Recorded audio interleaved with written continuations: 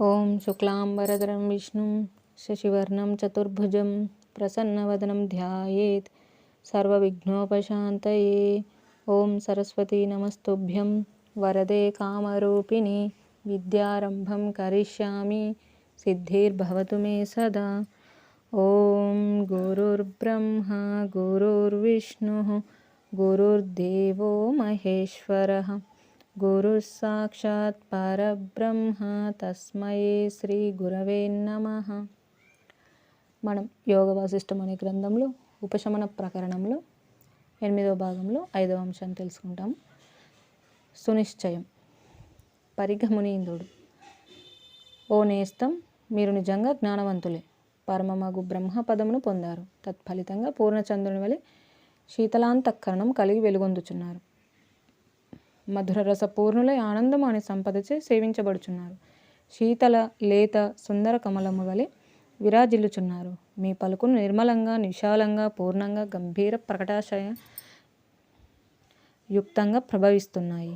ఆహా స్నేహితుడా, మీరిప్పుడు స్వచ్ఛంగా ఆనందపూర్ణంగా, అహంకార మేఘరహితంగా,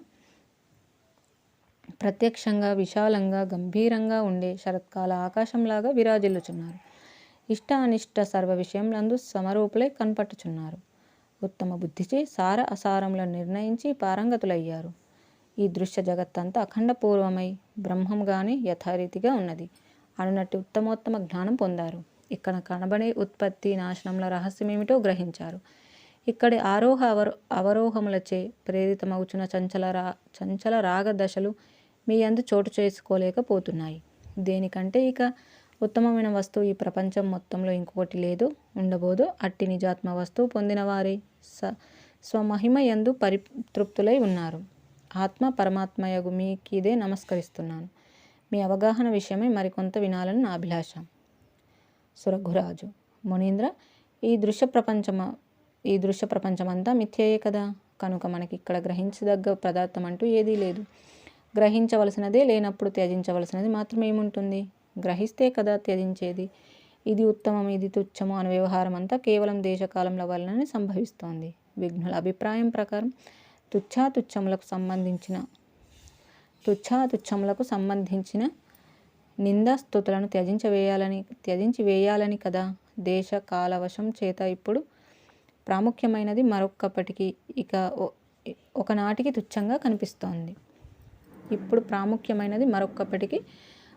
తుచ్చంగా కనిపిస్తోంది. ఈ విషయం ప్రతి ఒక్క జీవునికి అనుభవమవుచున్న విషయమే. అసలు నిందాస్తుతులు ఎందుకు కలుగుచున్నాయి అని మనం విచారణ చేస్తే రాగము చేతనే అని సమాధానం లభిస్తోంది. రాగం ఎట్లా ఉద్భవిస్తోంది? ఇచ్ఛ వలనని. ఇచ్ఛయే అజ్ఞానంలోంచి అజ్ఞానం చేత బయలుదేరుతోంది. కనుక బుద్ధిమంతుడైన వాడు మహోదారమగు బ్రహ్మ పదార్థముచే ఇచ్చగించుతాడు, ఇంకా దేనిని కాదు. ఈ ముల్లోకములందు గల శ్రీ పర్వత సముద్ర వనములు, సమస్త ప్రాణులు, పృథివీ, పంచభూతములు ఇవన్నీ వాస్తవరహితములే. వీటన్నింటి యందు సారమంటూ ఏదీ లేదు. ఈ పురాతన శూన్య జగత్తునందు ఉన్నదంతా మాంస, అస్థి, కాష్ట, మట్టి, శిలామయమైనది మాత్రమే. ఇందులో మనం వాంఛించవలసింది ఏముంటుంది? ఇచ్ఛ నివృత్తి కాగా రాగద్వేషములు సంక్షయిస్తాయి. ఇంకా అనేక మాటలెందుకు? ఎప్పుడైతే ఈ మనస్సు సర్వత్రా రాగద్వేషరహితమై, శాంతమై, ఆత్మైక రసమై, తన ఆత్మయందు కేవలం పరితృప్తి పొందుతుందో అదియే ఉత్తమ ప్రతిష్ఠ, అదియే విశ్రాంతి, అదియే సమాధి, అదియే యోగము, జ్ఞానము కూడా. వారిద్దరూ ఒకరినొకరు ఆత్మదృష్టితో సందర్శించుకుంటూ తెల్లవార్లు సంభాషించుకున్నారు. మరునాడు వారు ఒకరి వద్ద ఒకరు సెలవు తీసుకుని తమ తమ నియతిని అనుసరించి మార్గపరాయణులయ్యారు. జై శ్రీరామ్. ఈ విధంగా సునిశ్చయం. పరిగ మహారాజు ఆ సురగు మహారాజు చెప్పినటువంటి విషయాలను విన్న తర్వాత ఆయనకు ఆత్మస్వరూపం పట్ల ఏర్పడిన జ్ఞానాన్ని సంబోధిస్తూ మీరు పరిపూర్ణవంతులయ్యారు అని విషయాలను తెలియజేయడము.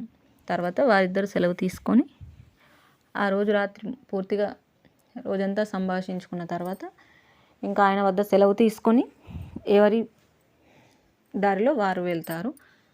ఇక తర్వాతి అంశం 6. ఈ భాగంలో 8వ భాగంలో చివరి అంశం ఇది. కేవలి తత్వధ్యానం. శ్రీ వశిష్ఠ మహర్షి: రాఘవ, మాండవ్యుల బోధ, సురఘు, పరిఘ అనగా పర్ణాదమునిల సంభాషణ విన్నావు కదా. వారి సంభాషణలోని అంతర్లీన గానమును విను. నీవు కూడా అట్టి జ్ఞానముచే ఇక్కడ పరమపద లాభమును సంపాదించు. అందుకొరకై ధీరులగు విఘ్నులతో కలిసి చక్కగా విచారణ చేయి.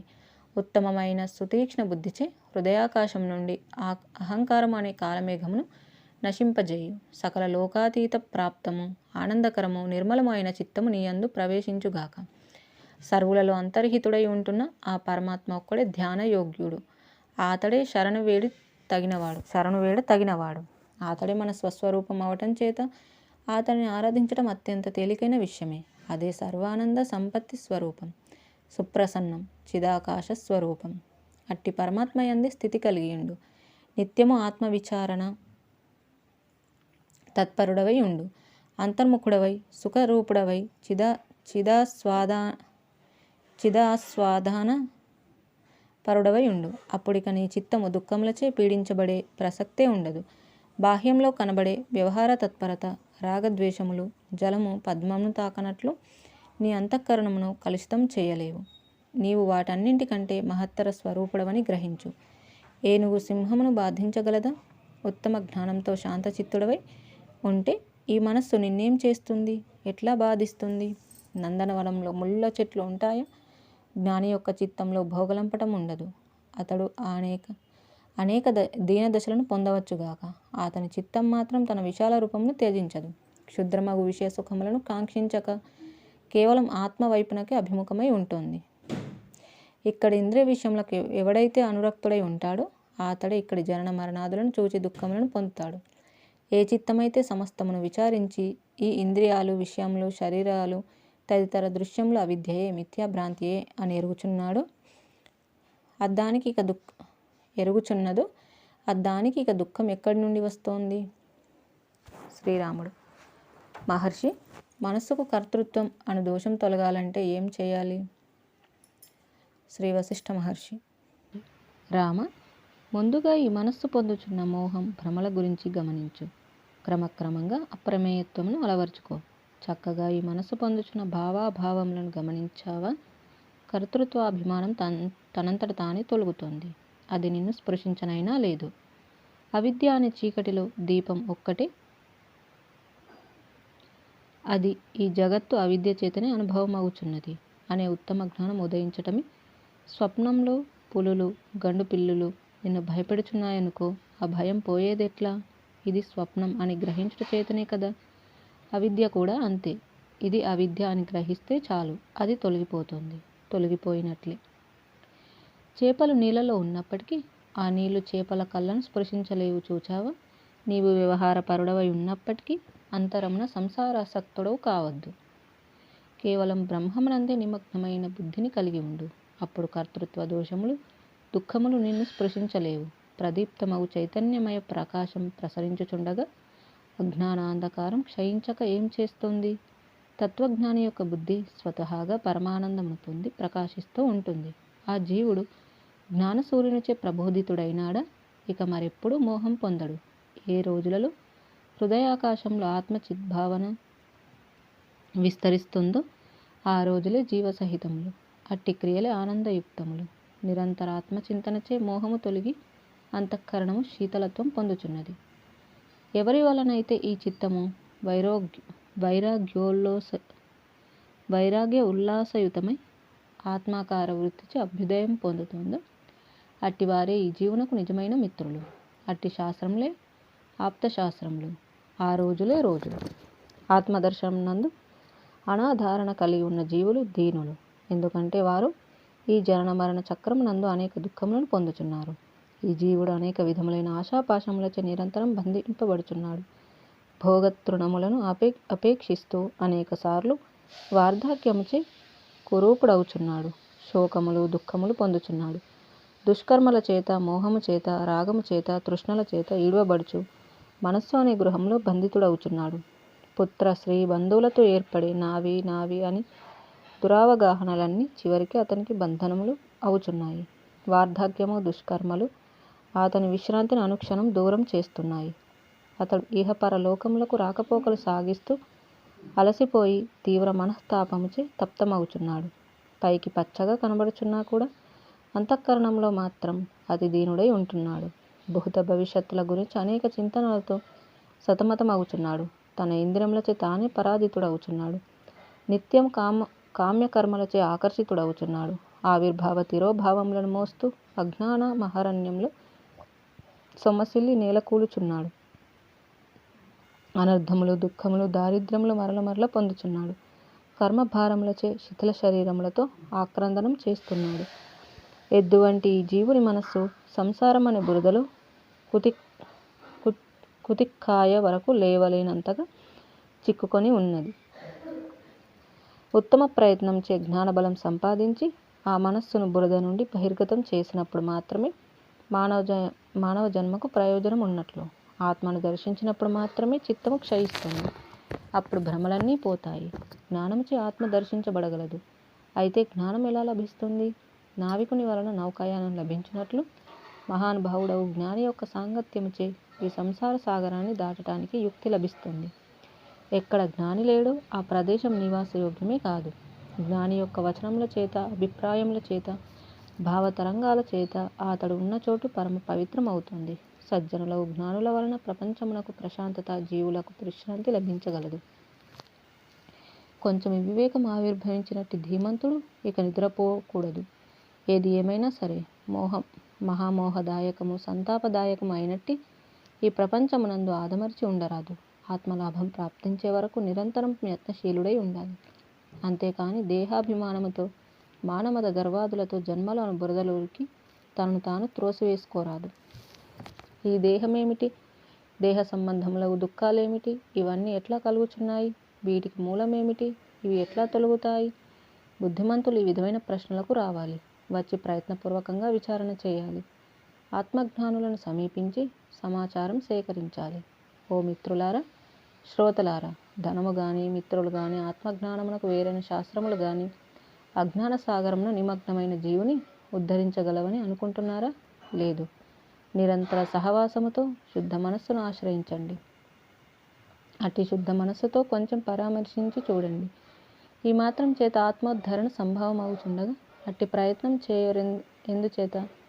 అరే, ఉత్తమము మానవ జన్మచే లభిస్తున్న అనేక అవకాశములను బూడిద చేసుకుంటున్నారే. అది సరికాదు. అభ్యాస వైరాగ్యములతో యత్నం చేయండి. తత్వజ్ఞానం సంపాదించటంలో తాత్సారం చేయవద్దని అందరికీ మనవి చేస్తున్నాము. దురశచే ఏర్పడే శోక మోహముల విన్యాసం ఏమిటో గమనిస్తూ కూడా ఉపేక్షిస్తూ ఉంటే ఎట్లా? అందుచేత ఆదరణపూర్వకంగా ఆత్మోద్ధరణకు నడుము కట్టండి. సన్మార్గంలో అహంకారం నశించే వరకు విచారణను ఆశ్రయించండి. ఈ దేహమును మట్టి, కొయ్య, శిల వంటిదిగా చూడటం అభ్యసిస్తూ ఉంటే చాలు. క్రమంగా సర్వదేవేశుడగు ఆ పరమాత్మ గూర్చిన జ్ఞానం లభ్యం కాగలదు.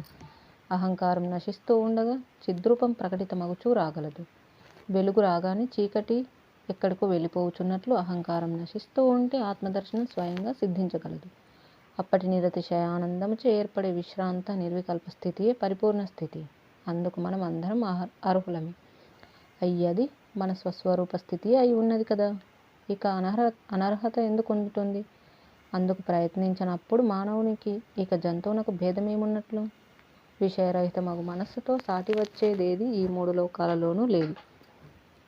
అందు దృశ్యం కొరకై రాగం ఉండటానికి చోటే ఉండదు. కేవలం చిత్ ప్రకాశం మాత్రమే అంతటా ఆక్రమించుకొని ఉంటుంది. ఇక నిర్వికల్ప సమాధి అయినట్టి తురీయ దృష్టి పొందావా? దానితో పోల్చతగినది మరేదీ ఉండదు. దానికదే సాటి. ఆ స్థితిలో విక్షేపములేవీ ఉండవు కనుక సుషుప్తితో పోల్చవచ్చు. అయితే సుషుప్తిలో జడత్వం అనగా ఎరుక లేకపోవటం ఉంటుంది. అది మాత్రం భేదం. ఆ అవస్థ ఒక ఆకాశం వలె సర్వవ్యాపకమైనది. ఒకచోట ఒక కొండ ఉన్నదనుకో. ఆ కొండ పలిగితే కుండలోని ఆకాశం ఏమవుతుంది?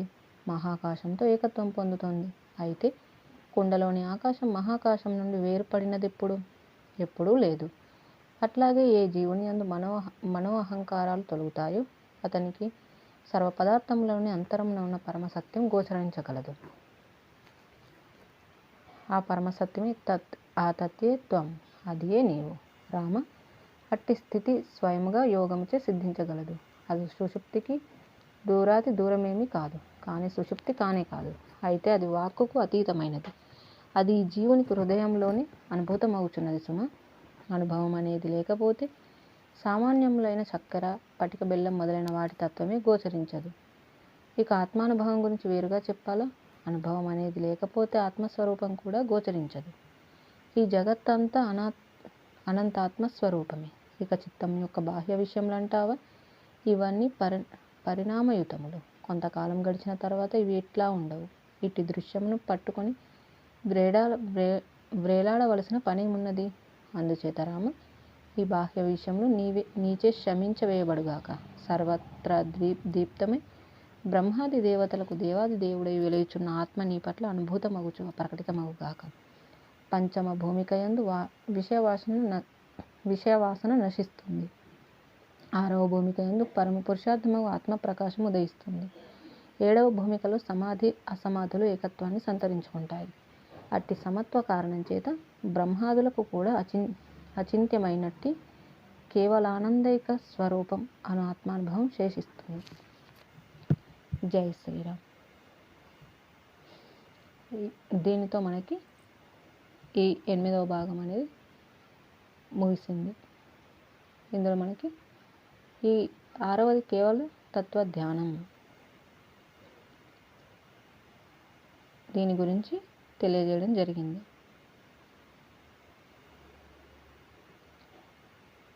ఈ మనస్సుని జ్ఞానబలంతో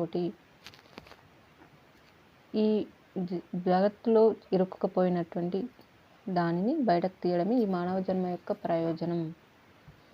ఈ బురద నుండి బయటకు రావడమే ఈ మనుష్య జన్మకి ప్రయోజనం అని తెలియజేయడం మనం, అలాగే వివిధ అంశాలను గురించి చెప్పడం మనం చూసాము. ఇక తర్వాత 9వ భాగం భాష విలాస సంవాదం, అది మళ్ళీ తెలుసుకుందాము. జై శ్రీరామ్. ఇంతటితో ముగించుకుందాము. కాయేన వాచా మనసేంద్రియైర్వా బుద్ధ్యాత్మనా వా ప్రకృతే స్వభావాత్ కరోమి యద్యత్ సకలం పరస్మై నారాయణాయేతి సమర్పయామి. స్వస్తి. ఓం తత్సత్.